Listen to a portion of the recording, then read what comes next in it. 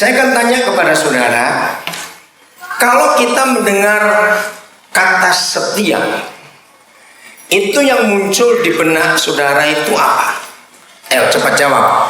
Kalau kita mendengar kata setia, yang muncul di benak kita itu apa? Terus menerus, taat, apalagi yang lain. Kalau kita mendengar kata setia, kita mikir apa? Kudus, jujur, hampir betul. Tidak, saudara. Kalau kita mendengar kata setia, harusnya langsung kita mikir Yesus. Kenapa? Karena dia adalah pribadi yang pernah menyatakan namaku itu setia. Saudara, banyak orang namanya Setiawati, itu bahasa Jawa, tapi belum tentu setia. Nah, setia itu langsung pikiran kita berhubungan dengan Yesus yang luar biasa. Kenapa? Tidak ada orang yang pernah berjanji seperti dia yang setia itu. Masih ingat apa kalimat terakhir sebelum dia naik ke surga di Matius 28? Dia bilang apa? Aku menyertai kamu sampai selesainya zaman ini. Nah, itulah kesetiaan. Betul, saudara? Jadi kalau kita mendengar kata setia, langsung kita mikir Yesus Tuhan kita. Mari kita baca 2 Timotius 2 ayat 13. Dalam pujian kita naikkan tadi, nyanyikan My heart will follow holy, bukan holy, holy after you. Itulah setia. Hatiku akan mengikuti engkau utuh, nggak ada yang kurang, bulat, nggak benjol. Ingat itu, mengikuti engkau, itu kata setia. Oke? 2 Timotius 2 ayat 13.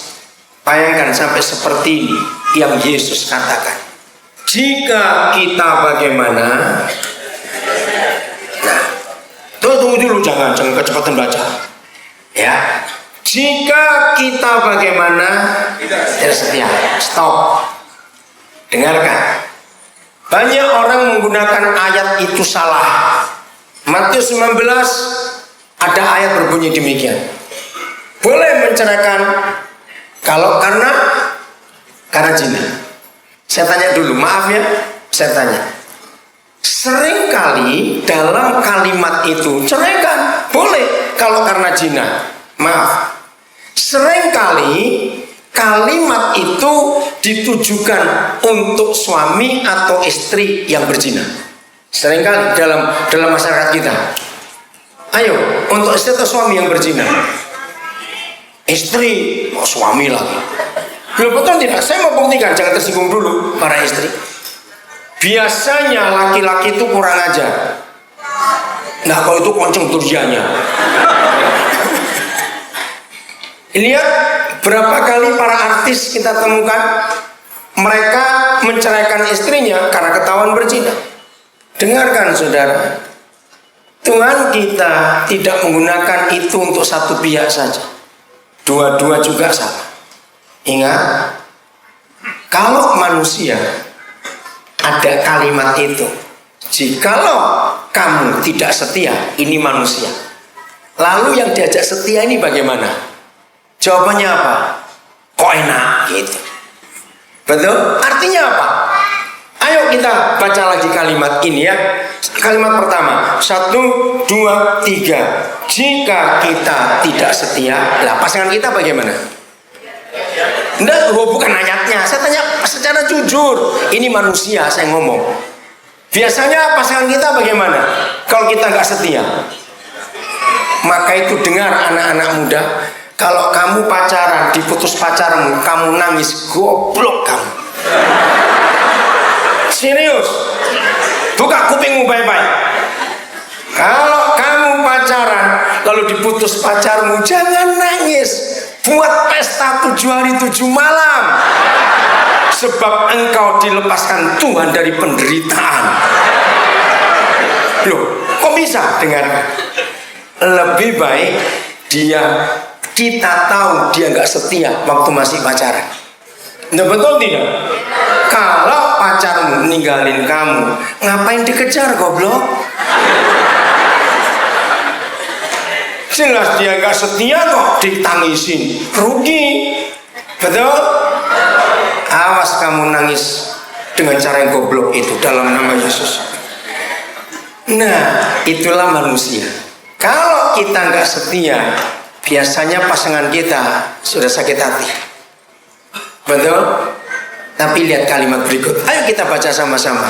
Atau dari awal. 1, 2, 3. Jika kita tidak setia, dia tetap setia. Karena dia tidak dapat menyangkal dirinya.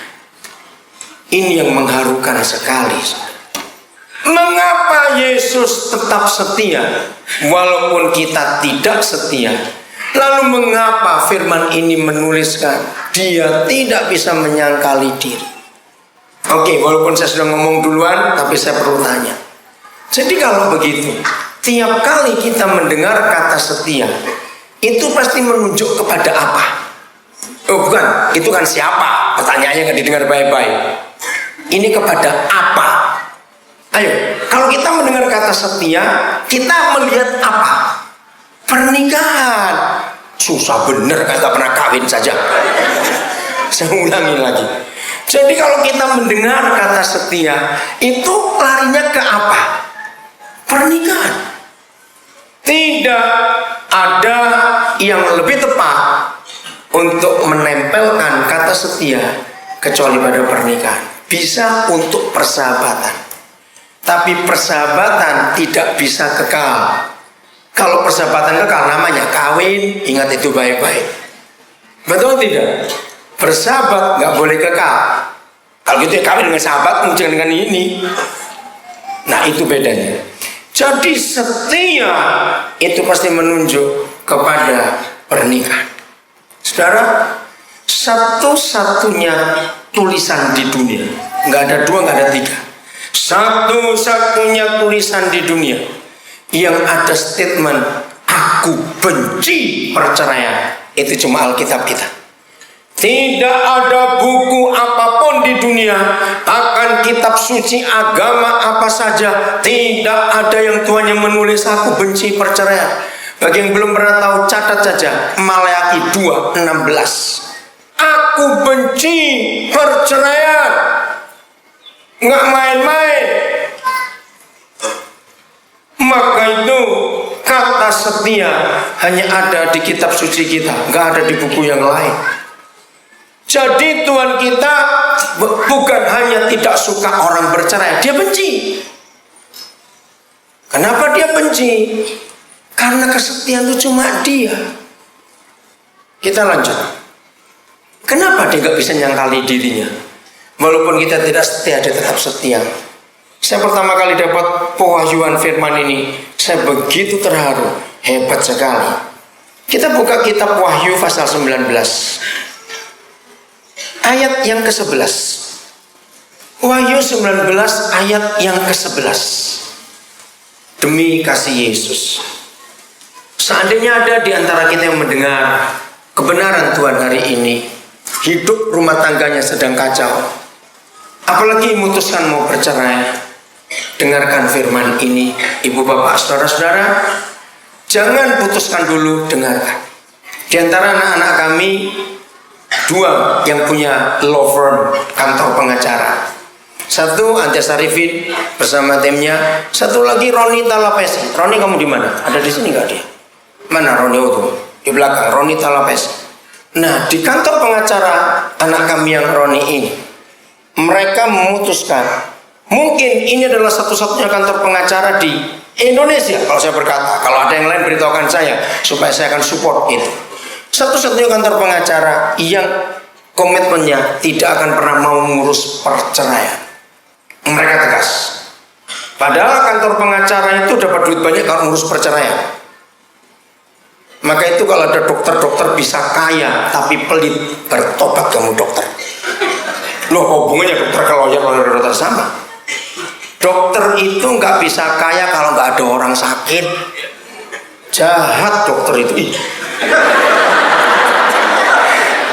Sama seperti orang jual peti mati. Tapi nggak salah, jadi dokter tidak salah. Apalagi gereja saudara kan bangun rumah sakit kelas VIP tapi bayarnya ekonomi. Wah, itu luar biasa. Maka itu para dokter Kristen dengar.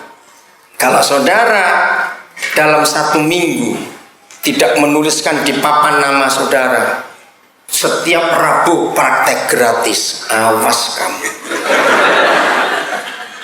Kalau perlu seminggu 2 hari praktek gratis. Banyak dokter kaya raya, rumah di Los Angeles, di Sydney, keren. Cuma jagakan orang sakit. Sama seperti yang punya sarang burung, awas kamu. Kalau saya pakai bahasa Jawa, nek gak ono manuk ngiler gak soge kon. Itu bahasa Jawanya. Artinya kalau nggak ada burung yang mengeluarkan liur nggak jadi kaya. Pelitnya minta ampun, bertobat kamu. Apalagi yang dokter-dokter lulusan perguruan tinggi negeri sebelum tahun 2006 kuliahnya. Saudara, saya itu nyekolahkan cukup banyak dokter, tapi sejak tahun 2006 sampai sekarang saya berhenti. Bayarnya mahal luar biasa. Tahun 2006 itu anak saya kedokteran di Untar, saya masih bayar murah. 1 semester itu masih 4 juta, saudara. Saya pertama kali menyekolahkan dokter itu tahun tahun 94 itu pertama kali saya menyekolahkan dokter di perguruan tinggi negeri tahun 94. SPP kedokteran negeri itu cuma Rp350.000, saudara. Waktu itu saya nyekolahkan banyak dokter, murah. Sekarang nggak sanggup sudah, puluhan juta, bahkan ada yang ratusan juta. Saya nggak sanggup. Tapi puji Tuhan, saya sudah lulusan 11 dokter, 2 spesialis. Maka itu saya berkata, kalau ada dokter Kristen lulusan perguruan tinggi negeri, medit, pelit, awas kamu. Saudara jadi dokter itu karena saya tanya sebabnya. Mengapa perguruan tinggi negeri murah? Sebab 70% itu uang rakyat, subsidi pemerintah. Bayangkan, bisa kaya raya jadi dokter karena uang rakyat, lalu jadi dokter terus pelit, awas. Setuju nggak saya ngomong ini? Yang dokter buka kuping jangan pura-pura budek. Awas kalau dokter Kristen nggak ada gratisnya 1 hari, awas. Yang bertobat harus itu. 1 hari saudara ada dokter tersinggung, padahal nggak tahu banyak orang-orang kaya pura-pura miskin. Nah, bagaimana kalau mereka yang kaya datang ke praktek gratis? Saya bilang, dok, semuanya juga. Orang miskin dan orang kaya itu nggak perlu dilihat dari dandanannya, dari baunya. Nah, betul tidak? Kalau datang ke praktek dokter pura-pura miskin tapi baunya kaya, saya anjurkan langsung suntik formalin 2 liter. Awetkan dia jadi pajangan. Ini orang kaya kurang ajar. Serius saya ngajari begitu. Ini orang kaya minta ampun kurang ajarnya. Dokter-dokter tolong perhatikan. Pengacara-pengacara jangan hanya ngurusin perceraian supaya engkau kaya. Awas dalam nama Yesus. Kok larinya ke situ? Oh ya, kesetiaan kali ini. Karena Tuhan benci perceraian. Katakan amin. Tuhan benci perceraian. Pernikahan kita itu contoh untuk kesetiaan. Saudara, walaupun saya nggak punya waktu khusus, tapi saya suka. Saya suka mengenali banyak bahasa. Bukan untuk belajar, nggak ada waktu mengenali. Nah, yang saya kagum di antara bahasa-bahasa di dunia untuk masalah pernikahan itu bahasa Belanda. Tanya pada orang yang bisa bahasa Belanda. Bahasa Belanda menikah itu trouw, T-R-O-U-W, trouw. Jadi orang Belanda kalau mau menikah berkata trouw. Nah, trouw itu kalau di Indonesia kan setia. Maka itu kalau saya khotbah di Belanda, saya lihat orang Belanda rajin cerai, saya bilang ganti bahasamu. Jangan pakai kata trouw lagi, karena kamu ontrouw. Ya itu bahasa Belanda nggak saya itu ontrouw, nggak setia. Bagaimana? Jadi kalau saya pakai istilah setia, itu artinya menikah. Jadi kalau kita gunakan bahasa Belanda ke bahasa Indonesia, misalnya, kamu mau setia tanggal berapa? Itu artinya apa? Mau menikah tanggal berapa? Kata setia. Satu-satunya pernikahan di dunia yang pakai sumpah itu cuma pernikahan Kristen. Maka itu tolong rekan-rekan pendeta, saya sangat tidak setuju. Saya sudah ngomong banyak kepada gereja, kenapa nggak diperhatikan? Saya tidak setuju kalau memberkati pernikahan maka pendeta suruh mendiktekan ucapan janjinya. Tidak benar. Maka itu banyak mereka bisa cerai karena yang janji bukan saya, dia. Saya kan cuma niru. Nah itu dia. Maka itu janji nikah tidak boleh dihafal. Saya kalau memberkati pernikahan, saya melarang mereka menghafal, harus keluar dari hati. Sebab itu yang paling penting. Dan ada kata aku akan setia kepadamu. Luar biasa. Maka itu kalau saudara tidak setia, artinya tidak menikah, ya jangan setia dong. Ya jangan nikah. Belum lama saya memberkati pernikahan, kalau saya memberkati pernikahan, jadi protes keras. Termasuk ada 2 pendeta besar yang hadir di situ protes. Saya jawab, kenapa mereka protes ini? Kalau saya memberkati pernikahan, pengantin saya suruh berkata, khususnya pengantin laki, 1 kalimat janjinya, kalau aku selingkuh, aku mati. Loh serius? Ada yang protes. Oke, kita duduk baik-baik. Kalau memang motivasi hatimu nggak ada selingkuh, kenapa takut ngomong? Nah, berarti kalau kamu takut mau selingkuh dong, nggak jadi kawin. Sungguh saudara, semua pernikahan kalau saya minta memberkati, saya harus ngomong. Berani ngomong nggak? Selingkuh aku mati. Intermezzo tambahan yang lain. Ini sekarang banyak suami-suami kurang ajar ini. Salah satu kalimatnya tambahan gini, aku menerima kamu gemuk maupun kurus. Itu harus diucapkan. Karena zaman sekarang banyak suami nggak mau kalau istrinya gemuk. Malu aku jalan dengan gentong. Kurang ajar kamu. Hei, dengar laki-laki.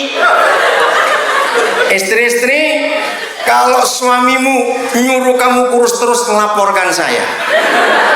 Saya akan urus suami-suami kurang ajar itu. Dengarkan suami-suami, hormon laki dan hormon perempuan itu beda. Hormon perempuan itu lebih cepat gemuknya, kalau hormon laki itu jarang. Maka itu hati-hati dengan suami yang gak mau istrinya gemuk.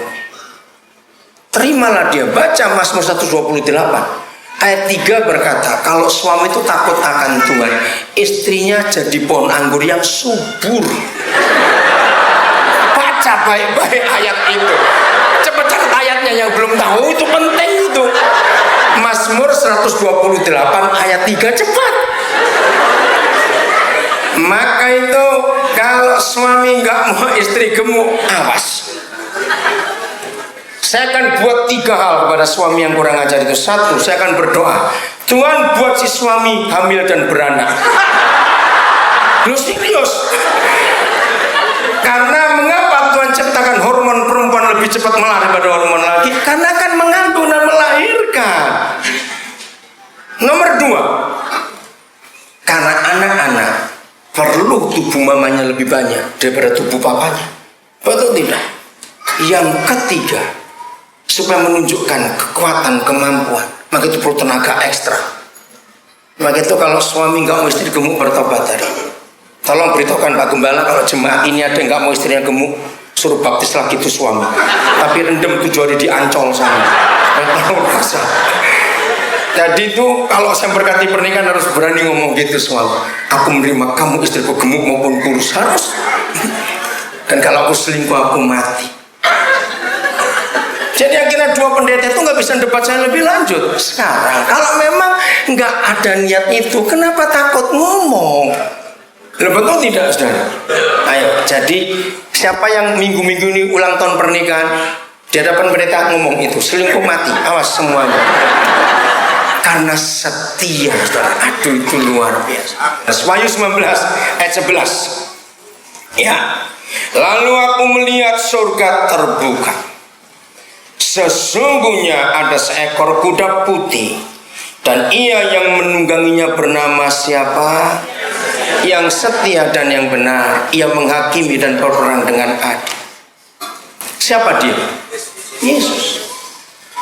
Jadi gabungkan Wahyu 19 ayat 11 dengan 2 Timotius 2 ayat 13. Gabungkan Wahyu 19 ayat 11 dengan 2 Timotius 2 ayat 13.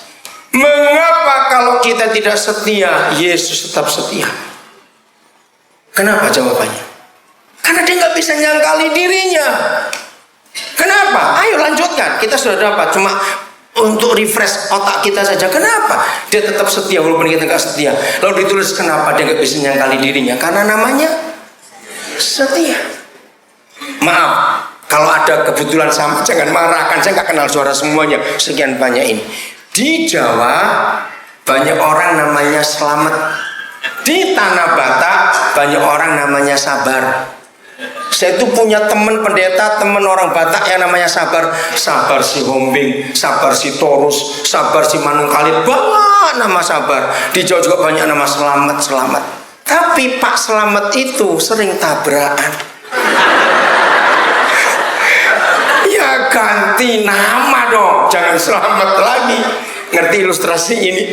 Yesus yang namanya setia, jadi bisa diganti, dia harus setia. Maka itu saudara, walaupun istri selingkuh atau suami selingkuh, tidak boleh diceraikan dalam nama Yesus. Loh, kenapa nggak boleh? Lah suka ngotot lagi. Nggak boleh. Kenapa? Karena Yesus tidak pernah ceraikan kita. Kok nggak amin? Kalau kita pakai hukum Efesus pasal 5, Efesus 5 ayat 22 sampai 33. Gereja itu apanya Yesus? Yesus itu apanya gereja? Efesus 5 22 sampai 33. Saya tanya lagi.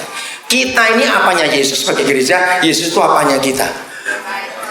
Ayo yang lain jawab. Apanya? Mempelai. Mempelai apa kita ini? Mempelai perempuannya. Yesus mempelai laki-laki. Jadi kita ini suami istri. Saya tidak hafal KUHP. Kalau ini pengacara-pengacara ini hafal, polisi-polisi hafal KUHP. Pasal pembunuhan 300 sekian, saya nggak hafal itu. Kitab undang-undang hukum perkara atau pidana atau perdata. Tapi dipelesetkan kasih uang habis perkara. Itu di Indonesia KUHP. Oke? Saya hafal KUHS. Apa itu? Kitab undang-undang hukum surga saya hafal. Yang datang tadi pagi belajar soal jadi penasehat. Kita ini pengacara-pengacara semua, saudara. Tapi bukan pengangguran banyak acara, bukan itu, beda lagi. Kita ini penasehat, harus ngerti kitab hukum untuk bisa nasihatin orang. KUHS tentang perzinahan. Masih ingat di Matius 5? Jangan pura-pura goblok ya, awas. Apa bunyinya KUHS soal perzinahan? Barang siapa? Cepetan, ayo. Barang siapa memandang orang lain lalu, ya kalau bahasa sehari-hari terangsang, dah gitu saja dah. Barang siapa memandang orang lain lalu terangsang, dia sudah apa? Berzina dengan siapa? Loh terus hanya dengan orang itu, siapa lagi ya? Dengan dimananya? Nah, saya tanya kepada saudara. Jadi KUHS ini sempurna, KUHP tidak sempurna. Karena KUHP bisa dibolak-balik, KUHS tidak bisa. Kalau KUHS berbunyi hanya memandang orang lalu terangsang, itu sudah berzina. Ayo jujur, sebuta-butanya kita masih bisa berzina tidak? Saudara, berapa tahun yang lalu kami suami istri diundang Satu-satunya gereja yang kami pernah tahu di daerah Kebonjeruk, Jakarta. Satu-satunya gereja yang jemaatnya 100% tunanetra. Tapi gembalanya melek, enggak ikut tunanetra juga. Gembalanya perempuan. Begitu kami masuk, istri saya kaget. Terus istri saya tanya, ngomong kepada ibu gembalanya, "Wah ibu, kalau jemaatnya tunanetra semua begini, aman ya?" Gembala sambil ngomong enteng, "Apanya aman? Mereka belum bisa cemburuan kok." Loh, bayangkan, sudah tunanetra aja masih kurang ajar, apalagi yang melek-melek ini. Ngerti maksudnya? Bayangkan, saudara. Terus istri saya tanya, "Loh bagaimana mereka bisa cemburuan? Kan nggak ngelihat." Gembala bilang, "Itulah hebatnya perasaan. Jadi tanpa mata pun kita bisa berzina, saudara. Apalagi dengan mata." Nah, pertanyaan saya, kalau begitu, sebagai mempelainya Tuhan Yesus, kita pernah berzina atau tidak? Loh, orang-orang nggak tahu ini bahasa Indonesia, saudara.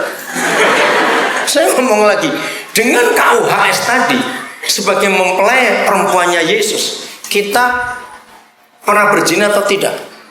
Salah, sering jawabannya pernah, enak saja. Beda pernah dengan sering. Setuju? Maka itu gara-gara ayat itu saya bilang lebih baik buta supaya aman Tuhan. Aduh, celaka mata ini sudah. Nah, pertanyaan berikut. Berarti kita sudah berzina atau belum? Jawab lagi. Walaupun nggak tahu lagi.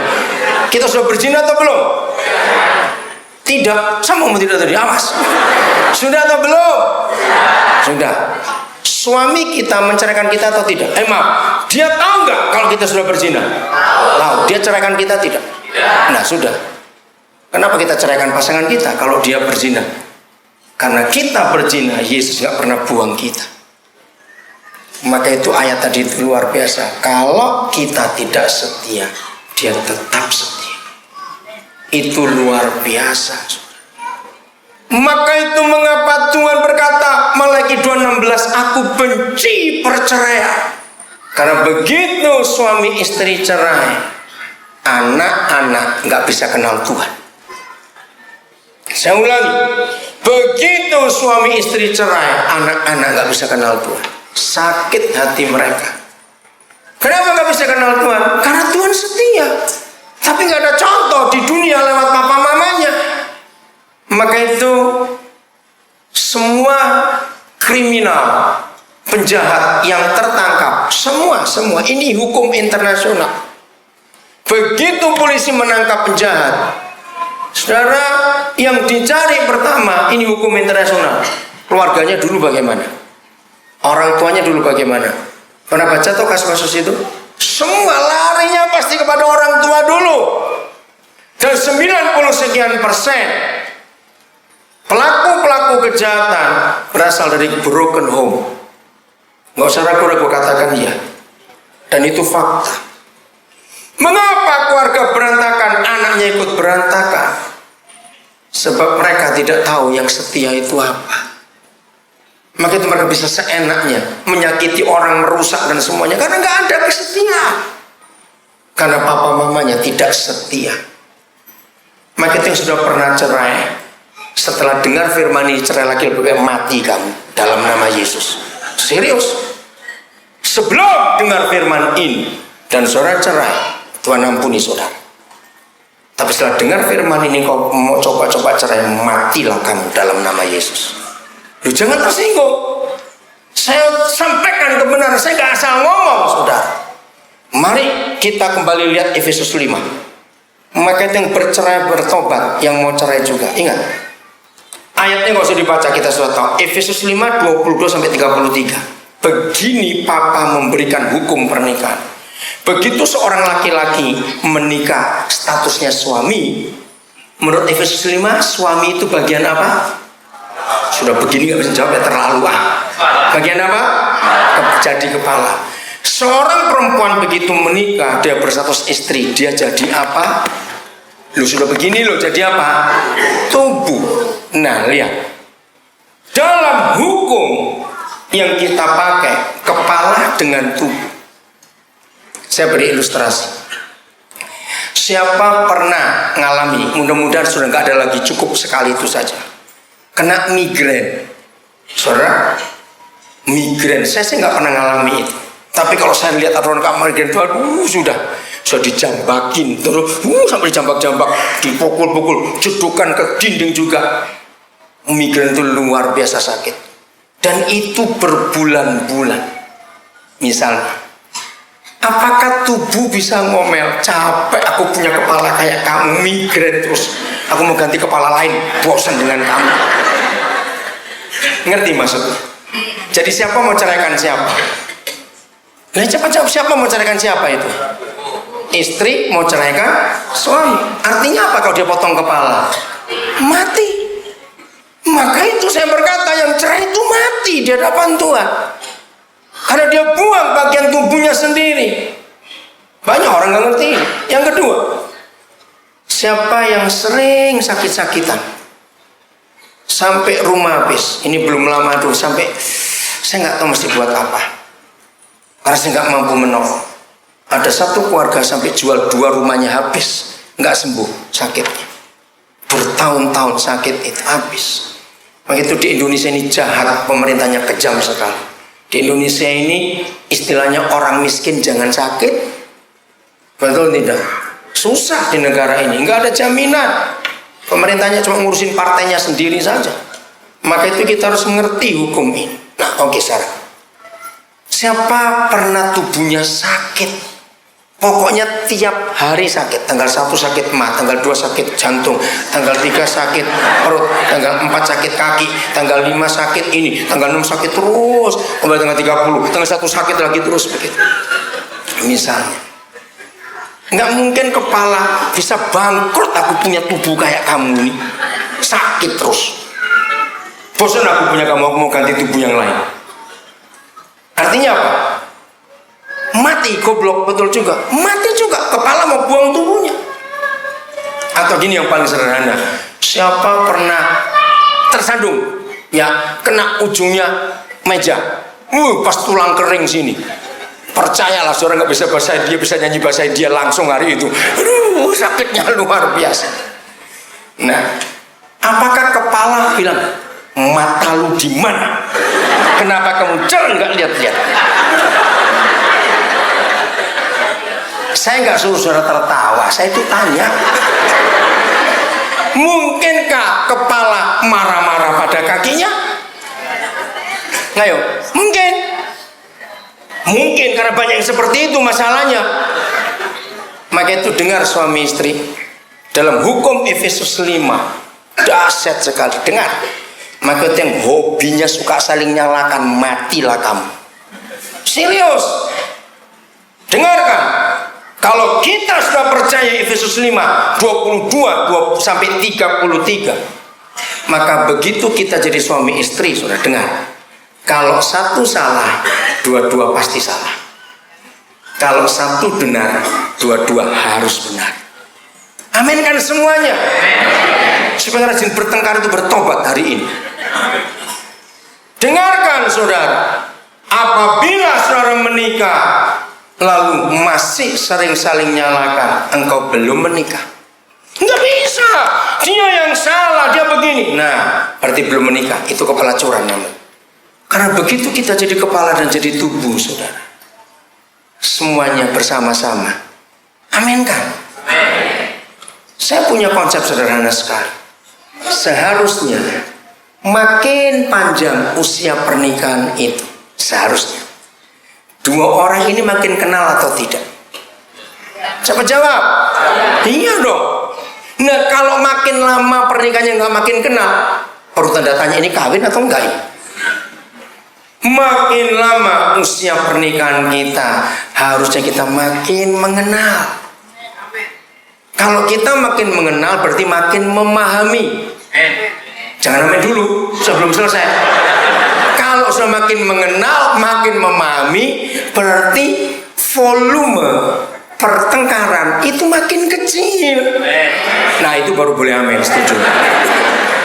Maka itu kalau makin lama kita menikah, makin pinter gegeran, makin pinter berkelahi malah. Ini ada yang salah. Harusnya makin lama kita menikah makin pinter. Tapi kenapa makin goblok? Nah, kenapa? Maka itu kalau saudara rajin bertengkar dengan suami atau istrinya, kita ini makin goblok. Jujur, minggu lalu berapa kali bertengkar? Jangan kencang-kencang supaya tante nggak dengar. Saudara, kita harus sadarkan arti kata setia itu tadi. Kepala dan tubuh harus sama-sama. Jadi dengar yang suka berkelahi, suka saling nyalakan. Maaf, jangan tersinggung. Biasanya dalam pernikahan antara suami istri, saya minta jujur ya, nggak jujur awas. Biasa dalam pernikahan antara suami istri, partai mana yang lebih banyak nyalakan partai mana? Dah gitu saja. Coba jawab. Ayo, nggak usah malu-malu. Partai mana yang suka nyalakan partai mana? Nah, nggak usah ragu-ragu. Dalam penelitian saya, 80% istri lebih banyak nyalakan suaminya. Betul atau salah? Yang ngomong yang kenceng supaya istrimu dengar. Susah sekali. Apa di sini banyak suami takut istri? Goblok lagi. Kalau begitu, nggak berani ngomong lah. Saudara, betul-betul terus diam dulu sudah. Jadi saudara, kalau kita sudah menikah, nggak bisa saling nyalakan. Ini firman Tuhan, amin. Nggak bisa. Kalau pasangan kita salah, kita harus ikut salah. Tidak bisa tidak. Satu salah, dua-dua pasti salah. Katakan amin. Maka yang rajin bertengkar, awas kamu. Berhenti, ya sudah. Karena itu kita berdoa.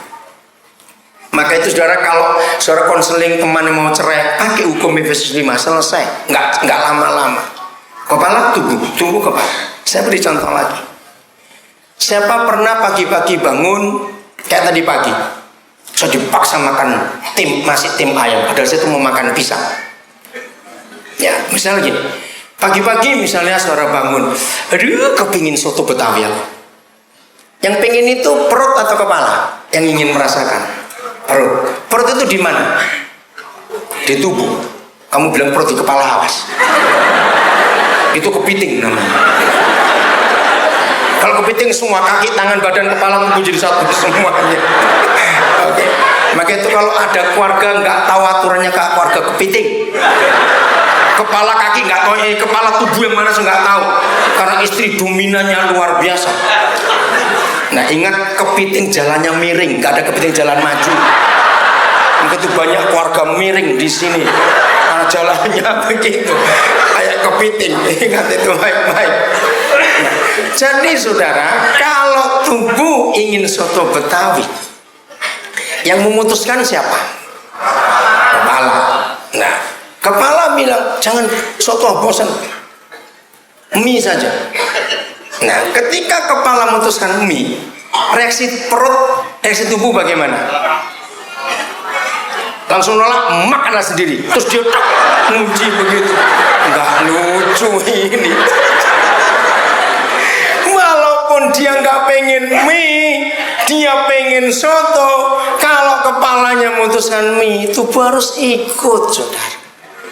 Jadi ini hukum Efesus 5. Hai tubuh, tunduklah pada kepala. Bukan untuk dijajah, tapi pusat syaraf itu di kepala, bukan di dengkul, goblok. Dengar itu. Jangan saudara tersinggung saya berkata goblok-goblok terus karena memang kita ini goblok. Betul tidak? Kalau kita nggak goblok, nggak akan banyak masalah hidup ini. Nah, setuju yang kuat. Saya ulangi lagi. Kalau kita pinter, hidup ini nggak perlu banyak masalah. Karena kita goblok, maka itu banyak masalah. Di mana kegoblokan kita? Tidak mau baca buku aturan kehidupan, yaitu firman Tuhan ini. Siapa pernah ngalamin gini? Saya selesaikan dulu. Suatu hari saudara sudah capek, betul capek. Aduh saudara, ini badan kayak digebuki Jepang, istilah zaman dulu begitu. Aduh sudah capek semua. Ya zaman dulu ya, karena saya keluaran tahun 50-an. Jadi kalau ada orang capek capek kerja berat, aduh kayak dikepui Jepang gitu. Karena dulu Jepang kan suka nyiksa orang, bukan? Lah untuk anak-anak muda nggak ngerti istilahnya. Kalau tubuh saudara capek betul, karena 3 hari nggak tidur, kerjaan banyak. Tiba-tiba sudah sampai hari keempat sudah teler betul-betul, teler sudah. Ini tubuh ini pengen tidur, tapi kepala memutuskan nggak bisa. Berapa jam lagi ini diserahkan tugas ini? Kepala yang memutuskan harus kerja. Tubuh bagaimana? Ikut apa? Jangan cuma ikut saja. Ikut kerja, nggak boleh rebah. Bayangkan kalau tubuh berkata, Yusuf kamu kerja sendiri, aku tidur. Loh, ini apa-apaan? Maka itu kalau tubuh dan kepala terpisah, itu bukan pernikahan, tapi ini kematian, saudara. Jadi saudara setuju kalau saya berkata, kalau mau cerai, matilah. Itu sama sebab bercerai itu mati, saudara. Maka itu kalau saya ngajari yang menikah selingkuh itu mati, ya memang faktanya. Kamu selingkuh berarti kamu sedang bunuh diri, karena kamu potong tubuhmu sendiri. Hebat nggak gitu Alkitab ini, saudara? Luar biasa, setia. Mudah-mudahan yang terakhir, siapa pernah membayangkan Papa menciptakan ada sejenis unggas? Unggas itu apa?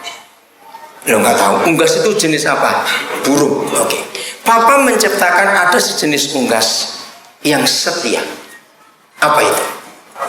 Wih, pinter semua kalau begitu. Betul, saudara. Merpati itu luar biasa. Saya orang Surabaya. Nah, sampai hari ini di Surabaya, sampai hari ini, satu-satunya kota di dunia, bukan cuma di Indonesia, satu-satunya kota di dunia yang ada aduan burung merpati itu cuma Surabaya. Dan sukunya suku Madura. Dulu saya masih kecil, saya kagum. Saya bukan mau judinya kalau mereka judi, tapi saya kagum. Saya dulu punya burung merpati banyak sekali, saudara. Nah, merpati ini satu-satunya burung bisa dibuat aduan. Bagi yang belum tahu, saudara harus tahu. Saya akan beritahu. Burung ini saking setianya, kalau saya pakai bahasa Jawa, begitu setianya sehingga mereka bisa dibuat aduan, dibuat perlombaan. Perlombaannya bagaimana? Jadi si betina itu dipegang oleh pemiliknya di darat. Biasanya kami harus pakai lapangan ya yang luas supaya si suami itu dilepaskan jari jauh. Nah, jadi perlombaannya itu makin jauh melepaskan para suami, misalnya 2 km, 5 km, sampai 10 km. Dulu itu nggak ada handphone, tapi mereka ngitung waktunya. Jadi begitu yang membawa para suami sudah jalan, mereka hitung kira-kira sekian menit. Oke, siap. Ya, berapa kilonya tergantung. Penilaiannya ada 2. Siapa yang paling cepat datang dan siapa yang langsung nukik dari udara langsung nukik. Nah, hebatnya merpati itu begini. Ketika si istri dijejer banyak di bawah, bisa sampai 10, bisa sampai 20, tergantung kita mau berapa banyak perlombaannya. Cara megangnya itu khusus, saudara. Jadi lihat ya, tangan saya saudara perhatikan, harus terbuka, tangan kan harus terbuka. Lalu 4 jari itu menekan bagian ekor. Sayap tidak boleh dipegang, harus tetap bebas. Oke? 4 jari menekan. Lalu kaki merpati yang istrinya harus ditarik ke belakang. Bisa bayangkan dijulurkan sejajar dengan ekor. Lalu ibu jari nekan. Jadi ekor merpati dan kaki merpati sudah sama di belakang. Begini. Begitu lihat titik-titik hitam dari udara, berarti para suami sudah mulai datang.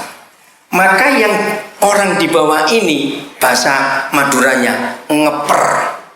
Jadi begini tangannya itu. Wah, itu saya bertanya, si istri merpati itu paling seru, saudara. Di situ saya kagum. Setelah saya jadi hamba Tuhan, kata setia itu muncul. Saya belajar dari burung itu. Maka itu burung ini adalah satu-satunya burung yang tidak poligami. Merpati itu monogami. Maka itu malu kamu dengan burung kalau suka kawin cerai. Malu kita semua. Kalau saudara suka kawin cerai, jadilah goreng merpati saja. Betul nggak? Kalau di restoran mahal nggak merpati goreng? Apa menunya sih? Lupa saya istilah nama. Burung dara, susah. Burung dara goreng, itu burung merpati. Ingat. Nah, yang lebih hebat lagi begini. Dengarkan baik-baik. Dari jauh, dari udara, mereka nukik, para suami menukik, dan ini para istri dijejer sampai umur sekian. Walaupun saya sudah lama nggak pernah ikut aduan itu, tapi beratus kali saya ngalami. Nggak ada suami merpati keliru, nggak ada, saudara. Saya itu heran lihat mereka. Serius, percayalah itu. Nah, yang saya lebih heran lagi, nggak ada burung merpati pakai kacamata. Nggak pernah keliru mana istrinya. Kita ini kurang ajar. Setebal kacamata masih picek juga. Marahlah yang mau marah. Karena kita nggak belajar setia, anak-anak akan respect kepada orang tuanya. Bukan karena bapaknya kumisnya tebal segagang telepon zaman dulu. Anak-anak akan respect kepada orang tuanya kalau mereka melihat kita saling mencintai berdua. Itu anak-anak akan hormat luar biasa. Saudara, saya punya banyak kenalan yang ditinggal mati bapaknya ketika anak-anak masih kecil dan ibunya nggak menikah lagi. Anak-anak itu respeknya pada mamanya itu luar biasa. Salah satu saya sebut nama Iwan Pangalila. Dia kelahiran Surabaya. Dia anak kapten angkatan laut Letkol akhirnya naik. Saya lupa nama depannya, Pangalila, yang mati ketika pesawatnya jatuh di Manado tahun 67. Ketika semua sudah keluar karena dia pilot, satu penumpang belum selamat, dia lari dan meledak. Nah, Iwan ini masih umur berapa tahun? Tahun 67 itu. Saya kenal baik dengan dia, saya kenal baik dengan mamanya.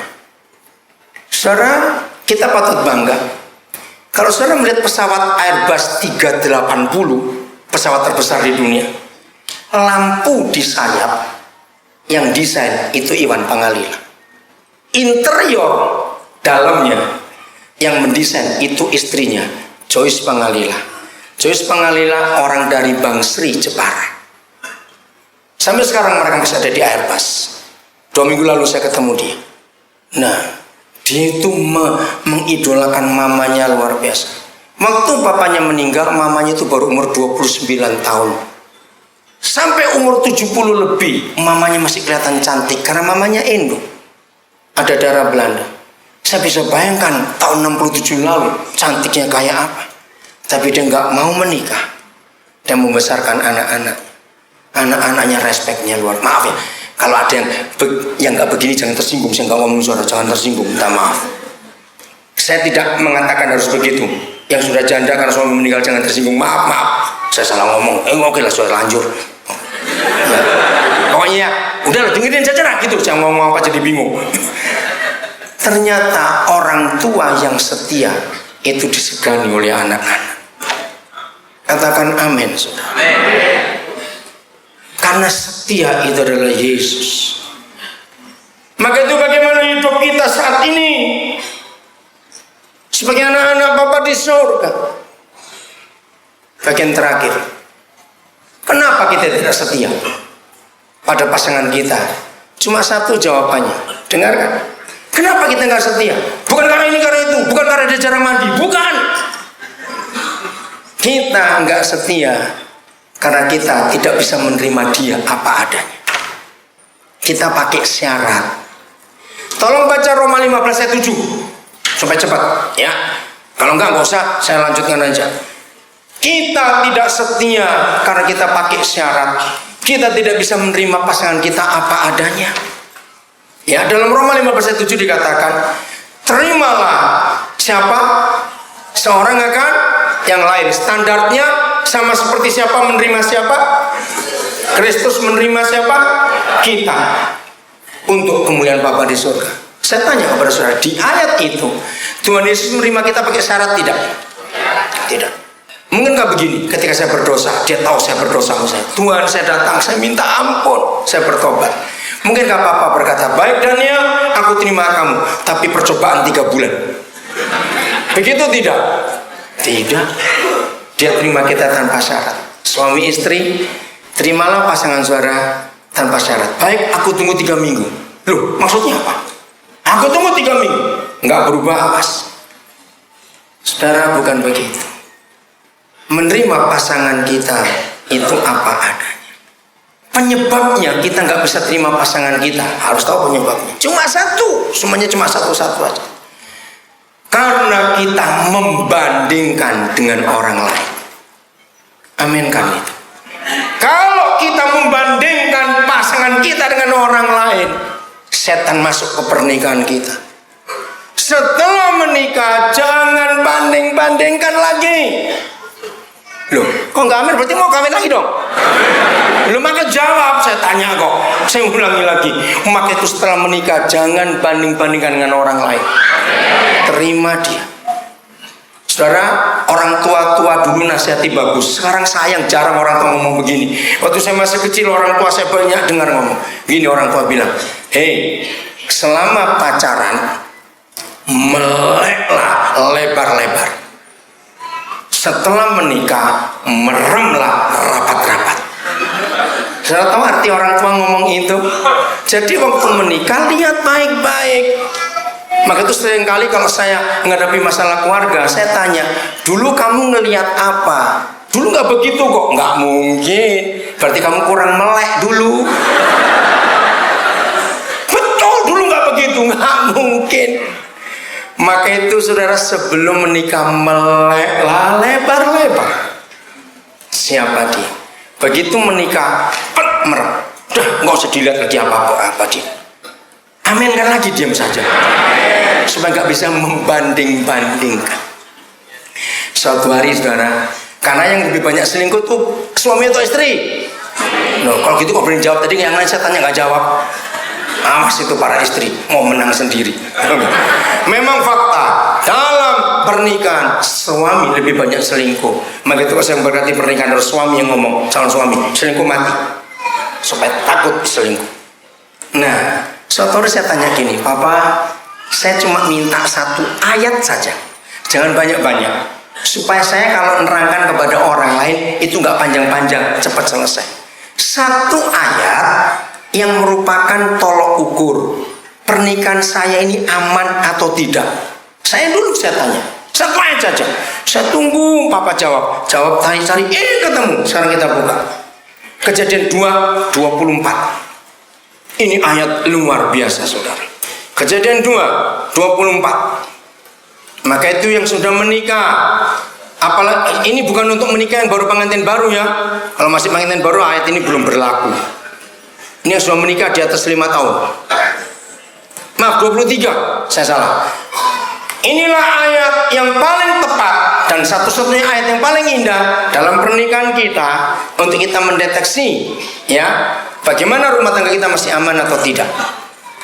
Lalu berkatalah manusia itu, siapa di sini? Adam. Masih ingat? Saya nggak bisa ada waktu membaca. Sebelumnya Adam diapakan oleh Tuhan? Ayat 21 itu, Adam diapakan? Salah. Ini bius total, saudara. Karena mau operasi tulang rusuk, nggak bisa bius lokal. Adam kejet-kejet itu nanti, saudara. Jadi ini bius total, oke? Jadi Adam bius total, tidak sadar. Oke lah, kita pakai kata tidur. Nah, begitu dia siuman, narkosnya habis, anestesinya selesai semua, dia kan melek. Dia bangun. Nah, begitu dia bangun, dia lihat siapa? Ya, siapa? Istrinya gitu loh, kok hawa-hawa aja. Betul? Dia lihat istrinya. Nah, lihat terjemahan bahasa Indonesia. Kalau kalimat pertama bunyinya apa? Ayo, kalimat pertama bunyi apa? Inilah, salah. Ini menunjukkan surprise atau biasa. Kalau ada orang ngomong inilah dia, maksud gini, inilah dia. Itu orang sakit. Ayo, kalau surprise, inilah dia itu gimana? Intonasinya bagaimana? Cepat. Inilah dia. Betul? Kok loh, bagaimana? Nah, begini resepnya. Mulai dari suami dulu, ya. Yang sudah menikah 3 tahun ke atas, mulai besok sering-seringlah istri bangun terlambat biar suami bangun dulu. Jadi kalau suami belum bangun-bangun, istri sudah coba pura-pura goyang-goyang supaya dia bangun. Tapi istri jangan bangun di situ saja.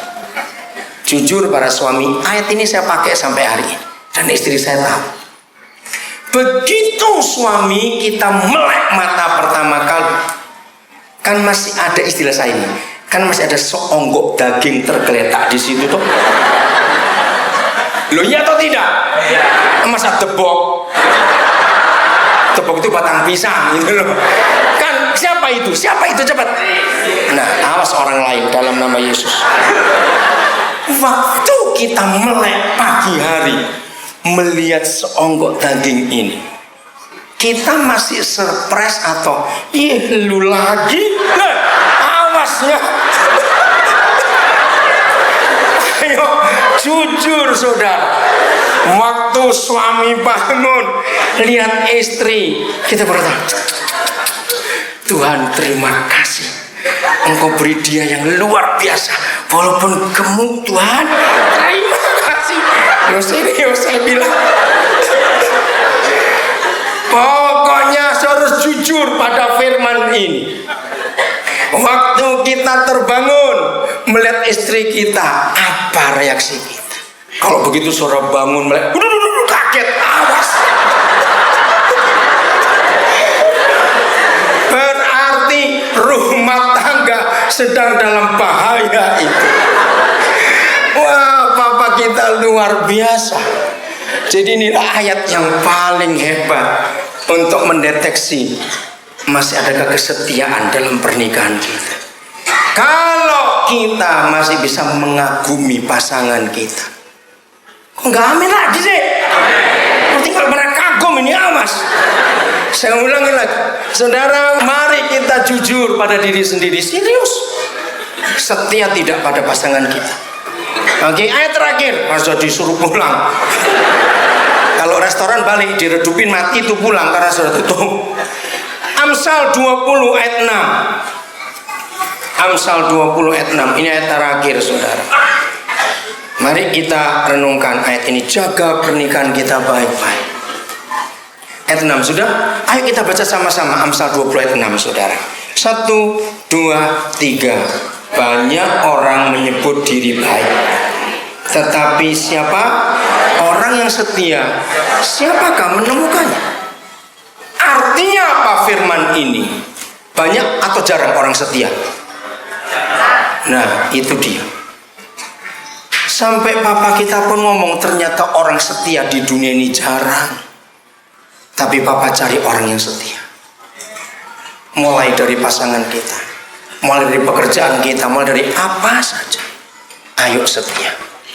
Suami istri yang sedang bermasalah, hari ini kita